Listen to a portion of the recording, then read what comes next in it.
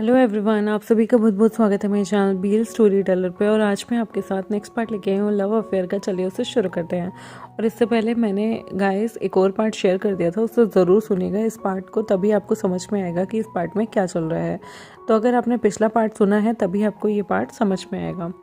यहाँ पर क्या होता है, जो हमारा लवांगजी होता है ना, 2 साल बाद अब उसके वापस आने का टाइम आ गया था। विंग बहुत ज़्यादा एक्साइटेड होता है अपनी शिजुन के वापस आने के लिए। जिस दिन उसे पता होता है कि लवांगजी वापस आएगा, वो लवांगजी के पूरे कमरे को बहुत अच्छे से तैयार करवाता है। लवांगजी की पसंद का जो फूड होता है उसकी भी प्रिपरेशन करके रख लेता है, ताकि लवांगजी जब आए तो वो अपनी शिजुन के सामने अच्छे तरीके का, अच्छे दर्जे का फूड उनके सामने परोसे और वो अपने हाथों से अपने शिजुन के लिए खाना बनाए। वो वांगजी की जो पसंदीदा चीज़ें हो रही थी उन्हें स्पेशली अपने पास वो पहले ही रख लेता है, ताकि जब उसके टीचर आएंगे, उसके शिजुन आएंगे, वो उनके लिए वो सारी चीज़ें बनाएगा, उन्हें अपने हाथों से सर्व करके देगा। वो बहुत ज़्यादा एक्साइटेड होता है। वो अपनी शिजुन से मिलने के लिए बहुत ज़्यादा एक्साइटेड था। यहाँ पर लवांगजी आता है और वो सीधे अपने अंकल यानी कि लैंचरन से मिलने जाता है, जो कि हेड मास्टर थे उस स्कूल के। विंग जो कि अपनी क्लासेस ले रहा था, वो बहुत एक्साइटेड था जब उसे पता चलता है कि उसके शिजुन आ गए हैं। उसे ये पता था कि जो लेंतुजी है उसकी फैमिली शायद शाम तक आएगी, वो अलग तरीके से आ रही है, लेकिन जो हैंगवनजुन थे यानी कि जो लवांगजी था वो ऑलरेडी आ चुका था। यहाँ पर विंग जो कि बहुत ज़्यादा डेस्परेट था, वो अपनी पूरे रिसेस का टाइम नोट कर रहा था कि कब उसकी क्लासेस ख़त्म हो और वो सुबह फटाफट से भाग कर जाए और अपने शिजुन से मिले। आज सुबह से ही उसने बहुत सारी प्रिपरेशन की हुई थी, लेकिन उसे समझ नहीं आ रहा था। अब वो पहले जैसा टीनेज बॉय नहीं रहा था जो अपने शिजुन के आगे पीछे शिजुन शिजुन करता घूमे। अब वो एक यंग लड़का बन चुका था, 18 साल का टीनेज था, लेकिन उसकी हाइट भी पहले से बढ़ चुकी थी। अब वो थोड़ा मस्कुलर हो चुका था, अपने शिजुन की तरह बहुत क्यूट, बहुत प्यारा सा, जैसे कि 20 की उम्र में लवांगजी दिखा करता था। वो जानता था अब लवांगजी 22 साल का हो गया होगा और पहले से ज़्यादा मैच्योर लग रहा होगा। लवांगजी ने बहुत टाइम तक बहुत सारे सीक्रेट मिशन लेंचरन के कहने पे वहाँ पर किए थे, तो उन सब की रिपोर्ट देने वो अपने अंकल के पास गया था। उसके अंकल लवांगजी को शाबाशी देते हैं जो उन्होंने काम लवांगजी को दिए थे। लवांगजी ने काफ़ी हद तक बहुत सारा उन कामों को निपटा दिया था। लेंचरन कहते हैं कि तुम्हें पता है, तुम्हारी गैर हाजिरी में विंग ने तुम्हारे रूम का बहुत अच्छे से ख्याल रखा। हम में से कोई तुम्हें मिस करे ना करे, लेकिन विंग तुम्हें बहुत मिस करता था लवांगजी। तुम बहुत लकी हो कि तुम्हें एक ऑनेस्ट डिसाइपल मिला है। लोगों को शिष्य अच्छे तो मिलते हैं, लेकिन कोई भी अपने गुरु से इतना ज़्यादा प्यार नहीं करता। वो तुम्हारी, जब तुम यहाँ नहीं थे तो तुम्हारे रूम की पूरी देखभाल करता था, तुम्हारी बुक्स को जाकर पढ़ता था और तुम्हें खत लिखना उसने किसी भी संडे को मिस नहीं किया। मुझे बहुत खुशी है कि तुम्हें इतना लॉयल डिसाइपल मिला है लवांगजी। लवांगजी की ये बातें सुन के बहुत प्राउड हो रहा था। उसका सीना चौगना बड़ा हो चुका था। उसे इतना प्राउड हो रहा था कि विंग जैसा डिवोटी स्टूडेंट कभी किसी को इतने अच्छे से नहीं मिला, और जिन जिन को भी मिला है, यहाँ पर मुस्कुराते हुए लेन चिरन कहते हैं कि जिन जिन को भी ऐसे स्टूडेंट मिले हैं, तुम जानते ही हो अक्सर जो स्टूडेंट थे वो अल्फ़ा होते थे और वो अपने टीचर को इतना एडमायर करते थे कि आज वो कपल हैं। मुझे तो लगता है कहीं ऐसा ना हो जिस तरह से विभूषण तुम्हें एडमायर करता है लवांगजी, फ्यूचर में तुम लोग भी कपल बन जाओ। यहाँ पर मुस्कुराते हैं और लवांगजी के कान और भी ज़्यादा लाल हो जाते हैं, क्योंकि कपल ये वर्ड सुन के तो उसके जैसे मानो सुध ही अलग हो गई थी।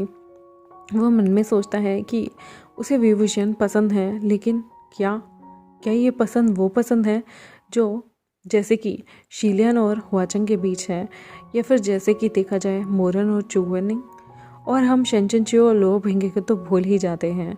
वो मास्टर और डिसाइपल थे और किस तरह से पेस्टर करते करते अपने टीचर को, लो भिंगे को उनसे प्यार हो जाता है, और उसके बाद वो ज़बरदस्ती अपने शिजुन को अपने प्यार का एहसास दिलाता रहता है।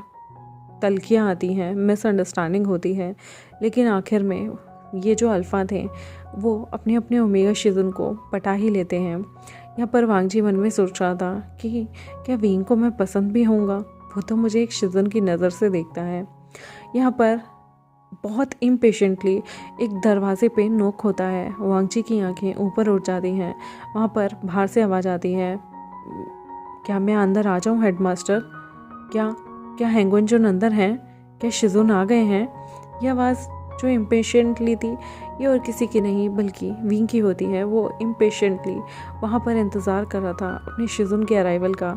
उसकी सांसें मानो थम सी गई थी। उसके पीछे बहुत सारे लोग थे जो बहुत अच्छा अच्छा खाना लेके आए हुए थे। यहाँ पर जो लेंचरन होता है वो अनुमति दे देता है उसे अंदर आने की।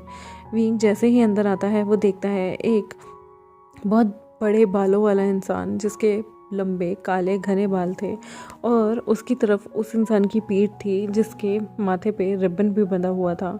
वो रिबन की जो लंबाई थी वो उसके बालों तक आ रही थी और वो इंसान पीछे से ही इतना सुंदर लग रहा था। विंग यहाँ पर कहता है शिजुन, और लवांगजी पीछे मुड़ के देखता है।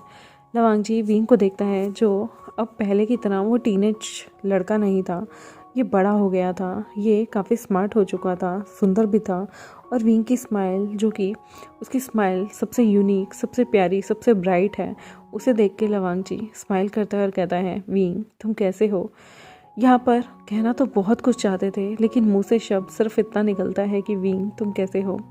लवांगजी ने खतों में विंग की बातों का सीधा सीधा ही जवाब दिया। घुमा फिरा कर उसे कुछ चीज़ें कहनी नहीं आती और आज भी वो विंग से बहुत सारी चीज़ें कहना चाहता है लेकिन उसके पास शब्द थोड़े कम ही रहते हैं, तो वो सिर्फ इतना कहता है तुम ठीक हो विंग।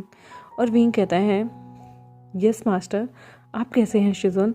वो घुटनों के बल बैठता है, बो करता है और वांगजी खड़ा होकर विंग के पास जाता है। वो विंग के सर पे बड़े प्यार से हाथ फेरना चाहता था लेकिन विंग अब बड़ा हो गया था, क्या ये करना ठीक है। लेकिन विंग अभी भी अपना सर झुकाकर अपने मास्टर के सामने ऐसे ही रखता है कि मास्टर उसके सिर पे हाथ फेरें। ऐसे ही वांगजी जो है वो उसके सिर पे हाथ फेरता है और कहता है विंग कैसे हो तुम। इतने बड़े लड़के के सिर पे हाथ फेरना बहुत अलग था, बहुत अलग सा एक्सपीरियंस था। ये तो इंटीमेसी का काउंट होता है, किसी के बालों को टच करना, उसे कॉम देना या फिर उसके बालों में पिन लगाना, ये अक्सर शादी के प्रतीक या प्यार के प्रतीक माने जाते थे। और वांगजी का क्या एक 18 साल के टीनेज बॉय के सिर पे हाथ फेरना ठीक था। वांगजी के मन में यही क्वेश्चन चल रहा होता है। तभी वहाँ से विंग जवाब देता है जी मास्टर मैं बिल्कुल ठीक हूँ, आपको पता है मैंने आपको बहुत मिस किया। वो वांगजी के दोनों हाथों को पकड़ लेता है और कहता है शिजुन मुझे आपसे बहुत सारी बातें करनी है, आप मुझे बिना बताए क्यों चले गए थे। लेंचरन देख ही रहा था कि किस तरह से एक टीनेज बॉय जो कि डिसाइपल है उसके नेफ्यू का, उसने उसके नेफ्यू का हाथ पकड़ लिया। दोनों हाथों को बड़ी कस के अपने हाथों के अंदर पकड़ा हुआ था जैसे लवांगजी कहीं भाग जाएगा। ये देखकर चिरन के चेहरे पे मुस्कुराहट आ गई। उससे याद आया कि थोड़ी देर पहले उसने यही कहा था कि इस ना जाने क्या है गूसू में कि जब भी कोई स्टूडेंट यहाँ पर आता है वो अपने टीचर को पसंद करने लगता है। आज दिन तक तो अल्फ़ा अपने अपने ओमेगा टीचर पे लट्टू हुए घूमते थे लेकिन पहली बार ऐसा हुआ है कि यहाँ पर एक ओमेगा अपने अल्फ़ा टीचर के पीछे ऐसे ऐसे घूम रहा है। और यहाँ पर शायद विंग को इस चीज़ का अंदाज़ा भी ना हो, क्योंकि विंग जब हमें प्यार होता है ना तो दुनिया जहान को पता होता है, बस हम ही नहीं समझ पाते कि ये प्यार है या अट्रैक्शन है या क्या है। जो विंग के अंदर तड़प थी लवांगजी को लेके, वो विंग को ही नहीं पता थी कि वो तड़प कैसी है, लेकिन सबको पता था कि वो अपने शिजुन को कितना पसंद करता है। आगे पीछे घूमता रहता है, शिजुन की कमरे को जाकर ठीक करना, उनके कमरे में एक भी धूल का कण ना रहने देना, उनकी बुक्स को पढ़ना, बार बार उन चीज़ों को मुँह जुबानी याद कर लेना। कोई प्यार में पागल प्रेमी ही ऐसी हरकतें करता है, लेकिन विंग सिर्फ छोटा था इसलिए कोई उसे प्यार का नाम देना नहीं चाहता था। विंग यहाँ पर लवांगजी को उसकी बाजू से, उसकी फोरआर्म से पकड़ता है और पूछता है शिजुन आप ठीक है ना, आप बढ़िया है ना, आपकी तबीयत तो ठीक है ना, आप मुझे थोड़े पतले लग रहे हो, आपने क्या ठीक से खाया नहीं, क्या आपको वहाँ खाना नहीं मिलता था, शिजुन बताइए ना। वांगजी थोड़ी देर चुप था और उसके बाद कहता है विंग तुम इतने क्वेश्चन पूछते रहोगे तो मैं सबका आंसर कैसे दे पाऊँगा। विंग मुस्कुराता है और कहता है शिजुन, ओह शिजुन आप बिल्कुल नहीं बदले। वो वांगजी को एकदम से हग कर लेता है, टाइट हग, और वो एकदम से उसकी आंखों से आंसू गिरते हैं और कहता है प्लीज़ मुझे छोड़ के कभी मत जाइएगा मास्टर, मेरा बिल्कुल दिल नहीं लगता आपके बिना। वांगजी जो हक्का बक्का रह गया था वो क्या ही जवाब दे इन बातों का। उसे तो पता ही नहीं कि वो कैसे डील करें। यहाँ पर वांग जी थोड़ा इमोशनल भी था, लेकिन वो अपने आप को कंपोज करता है। विंग जो कि उसके सीने से लगा हुआ था, वो अभी भी उसके कंधे तक आ गया था। उसके कंधे पे विंग का चेहरा होता है, जिसकी आंखों से जो बूंदें गिर रही थी वो अपने कपड़े पे महसूस कर सकता था। वांग जी विंग के सिर को सहलाते हुए कहते हैं, विंग रोना बंद करो, क्या हो गया तुम्हें? मैं वापस तो आ गया हूँ ना। विंग कहता है, आप मुझे प्रॉमिस कीजिए, आप मुझे छोड़ के बिल्कुल नहीं जाएंगे। पीछे से उसकी कमर को पूरा जकड़ते हुए, अपनी बाहों में भरते हुए विंग वांग जी से सिर्फ एक चीज़ चाहता था कि उसके शिजुन उसे प्रॉमिस करें कि वो नहीं जाएंगे।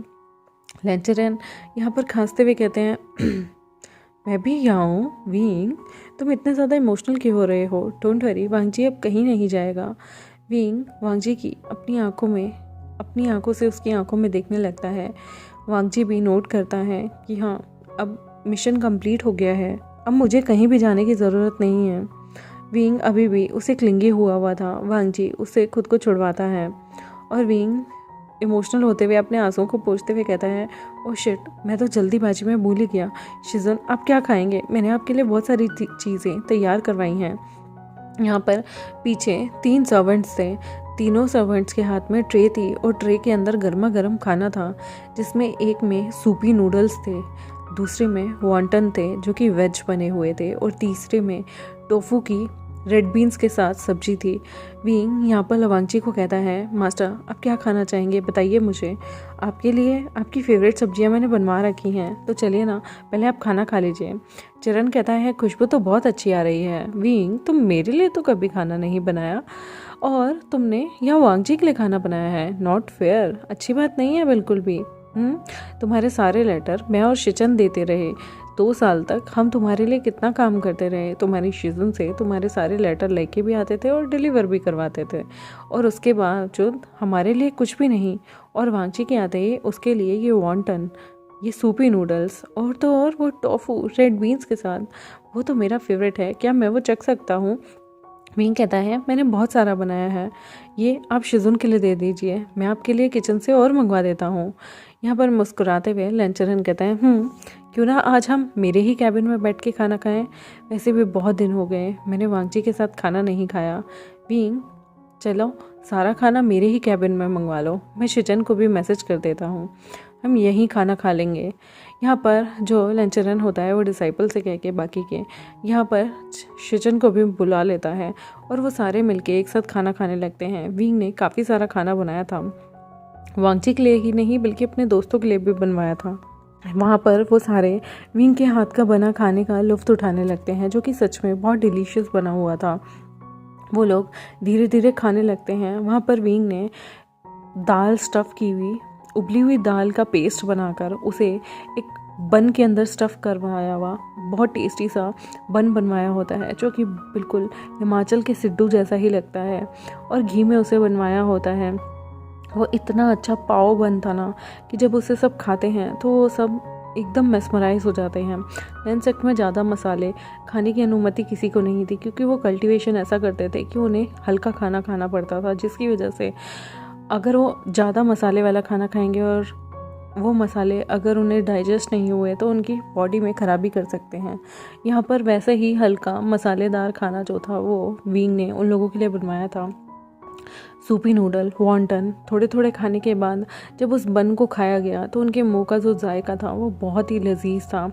विंग तो सिर्फ वांगची को ही देखता रहता है। वो अपनी शिजुन को वो बन फिर से देता है। वॉन्टन बहुत ही डिलीशियस थे। लेन, शिचन और चिरन तारीफ़ करते ही नहीं थक रहे थे। वो कहते हैं, तुम बहुत अच्छा खाना बनाने लग गए हो विंग, हमें बिल्कुल उम्मीद नहीं थी तुम इतना अच्छा खाना बनाते होगे।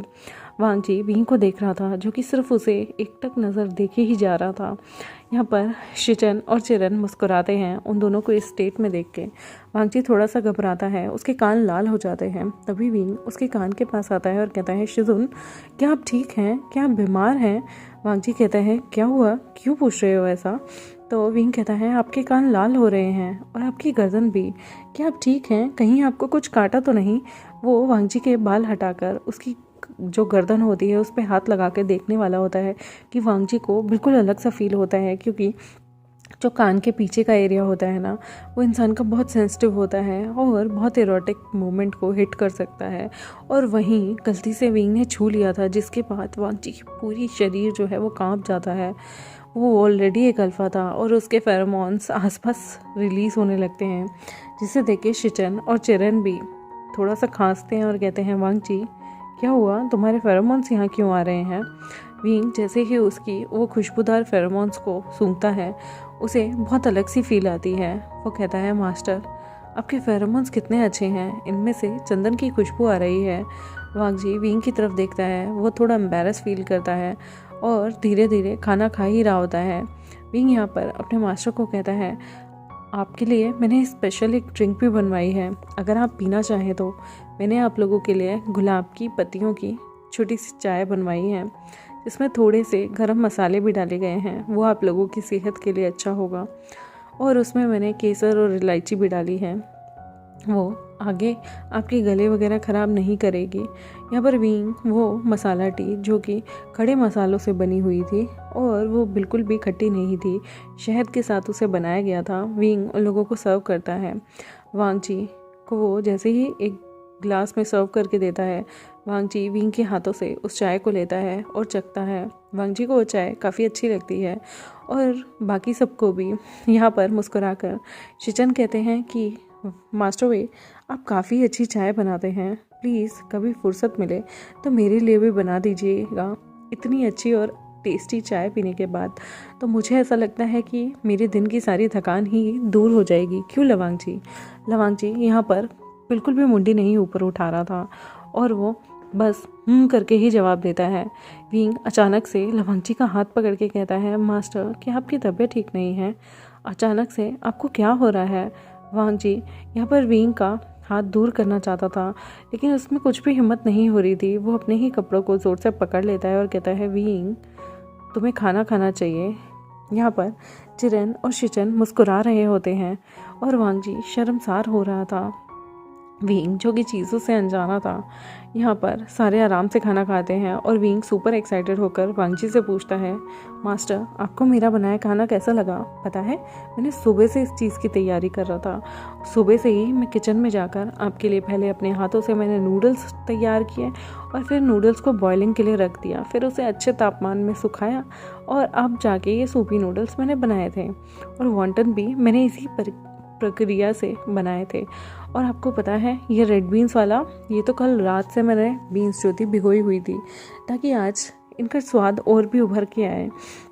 तभी उसकी टांग खींचते हुए अंकल चिरन और शिचन कहते हैं कि विंग वाह, तुमने तो वांगची के लिए बहुत सारा काम किया है, हम इतने लकी कहाँ, मेरे पास इतने सारे डिसाइपल हैं वांगची, लेकिन मेरे लिए तो कभी किसी ने इतना अच्छा खाना नहीं बनाया। यहाँ पर जेवजुन मुंह बनाते हैं, पाउट बनाते हुए चीज़ें बोलते हैं। तभी विंग कहता है, कोई बात नहीं मैं बना दूंगा, लेकिन अगर मास्टर अलाउ करेंगे तब। क्या मास्टर आप मुझे अलाउ करेंगे? यहाँ पर विंग बड़ी इनोसेंटली लवांगची के चेहरे पे देख रहा था।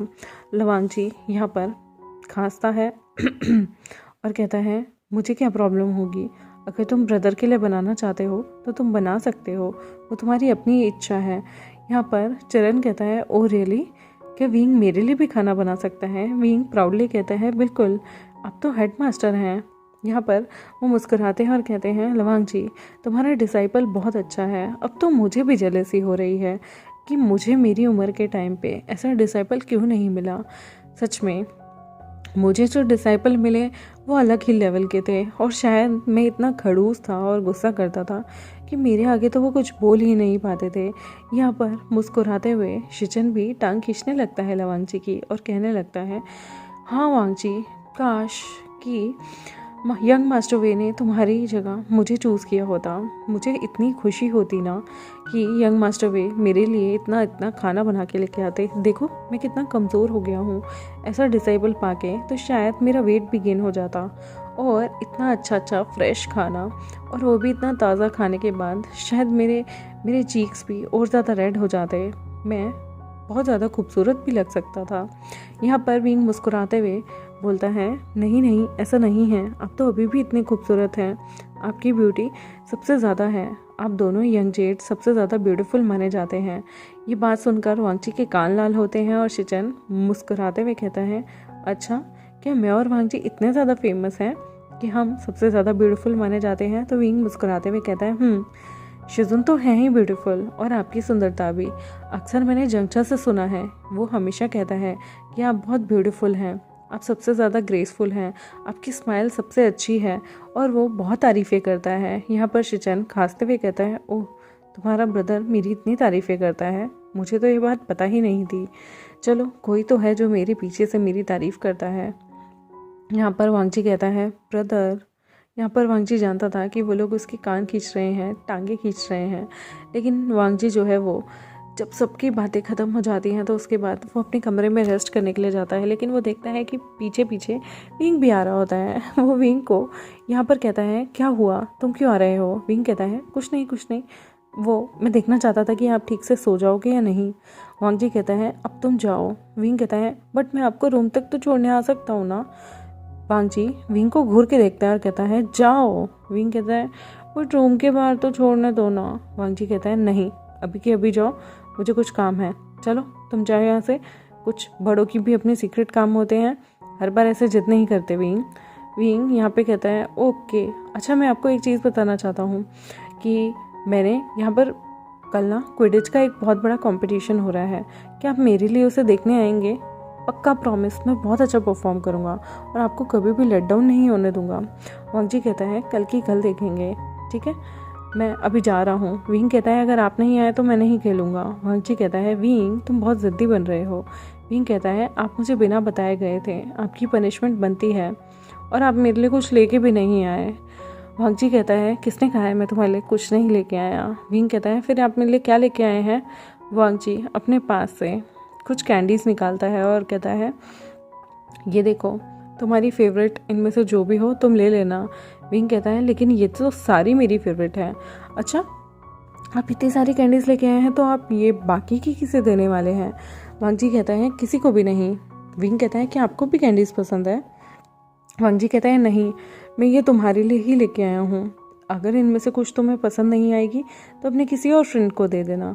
विंग कहता है क्यों, मैं क्यों किसी को दूंगा, ये सारी मेरी फेवरेट हैं और इन्हें सिर्फ मैं खाऊंगा क्योंकि ये शिजुन मेरे लिए लेके आए हैं। विंग खुशी खुशी वांगची के दिया हुआ गिफ्ट लेता है और वहाँ से चला जाता है। वांगची फिर अपने रूम के लिए निकल जाते हैं।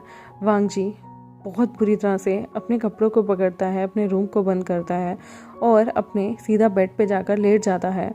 वांगची मन में सोच रहा होता है कि विंग के टच से आखिर उसकी बॉडी ये अलग सा रिएक्शन क्यों देती है। उसे खुद भी नहीं पता कि उसकी बॉडी, उसका दिल इतना क्यों धड़कता है जब भी वो विंग को स्माइल करते देखता है, और जब भी विंग उसके आसपास होता है वो मन में सोचता है वो कितना गंदा शिजुन है कि वो अपने स्टूडेंट को लेकर अलग से विचार अपने मन में रखता है, और वो अपनी आंखों को बंद करता है और सोने की पूरी कोशिश करता है, लेकिन वो काफ़ी देर तक करवटें ही बदलता है। धीरे धीरे ही उसे नींद आती है, और वो भी नींद तब आती है जब वो विंग के बारे में ही सोच रहा होता है, और वो सोचते सोचते ही वांगची यहाँ पर सो जाता है।